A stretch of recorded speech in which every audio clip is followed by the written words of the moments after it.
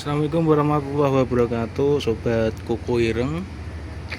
Nah, ini untuk pemula ya, nggak ngajarin suhu-suhu, cara bleeding fuel atau buang angin.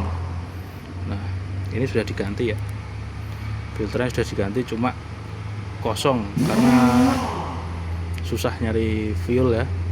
Kita nggak mau buang-buang fuel.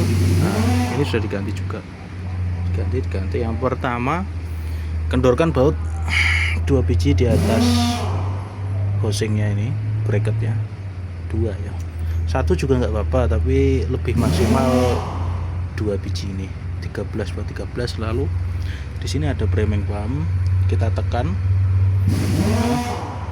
kelihatan nggak? Nah, kita tekan terus, pompa terus sampai anginnya habis.